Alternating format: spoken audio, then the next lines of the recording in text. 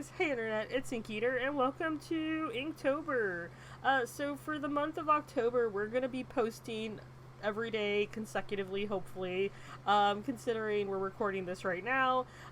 These videos may not get posted on time. They may get posted a day later, which is neither here nor there. At least they're getting posted, right?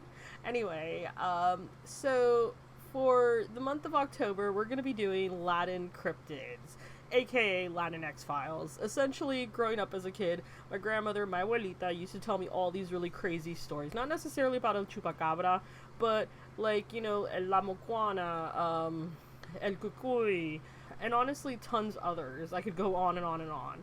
And it's probably been one of my biggest passions in life is just reading and learning about all these different creatures. And I think it's kind of interesting because different creatures have different similarities. Like, for instance, when I worked with my friend Kat, who's from Russia, had a lot of creatures that were similar to creatures I knew, but by a different name. And I think it's so fascinating and so interesting how each country has their own little creature or folklore or cryptid looking animal, and essentially there's something similar to it in a different country or a different part of the world. And I think we can all relate to these like folklore creepy stories that we grew up learning as a kid, and I thought, why not share the wealth with everybody? Granted, I meant to do this collection last year, but there's a lot of research, need I say more, regarding these creatures. So tonight we are starting out with El Cucuy.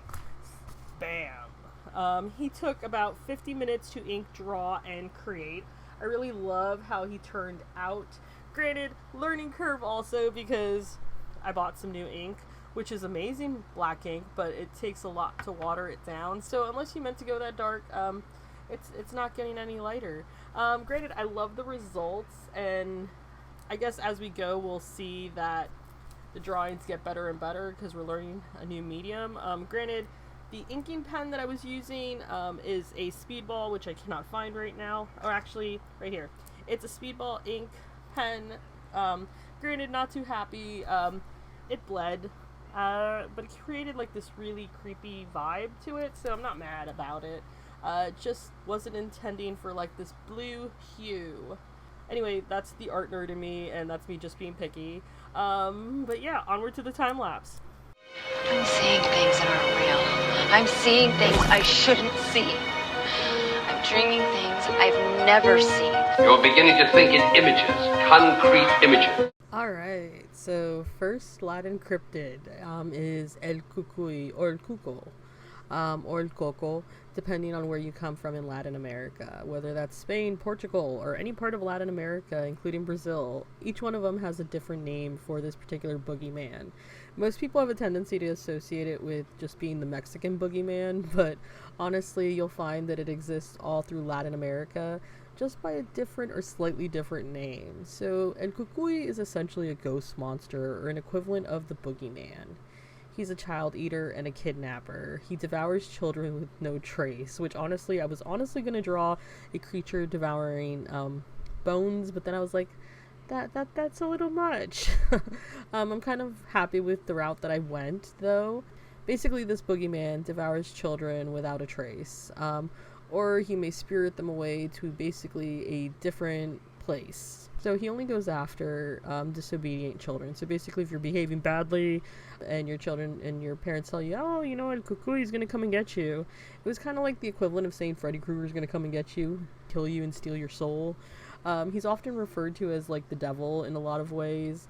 But he usually lurks on rooftops to be on the lookout for children misbehaving. So that's kind of why we drew him on a rooftop. Granted, kind of a learning curve because we're using ink that we normally wouldn't. So it went a little bit darker than I would have liked. We're still on the hunt for a really awesome white gel pen, which is another thing. Anyway, but that's a whole story for another day.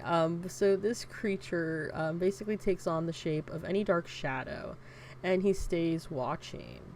He's supposed to represent, honestly, the opposite of a guardian angel, aka the devil. He's described as this shapeless figure, or sometimes he's a hairy monster, which we could have drawn Bigfoot, but we've done that already. And I thought it'd be kind of a challenge to draw this ominous, like, ghost-like shape.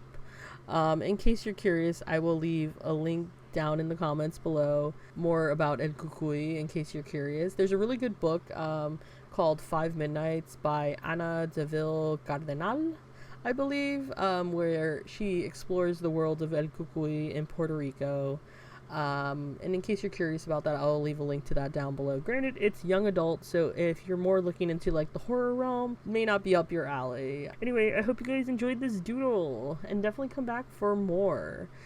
We're going to be drawing lots more of creatures and telling lots more of crazy, creepy stories. This is only a taste of it, but it's kind of curious. Got me kind of thinking, what monster did you grow up with, and what did your parents tell you to get you to go to bed? Was it a creature? Was it a monster? Or was it just your parents being jerks? Anyway, let me know. And yeah, that's...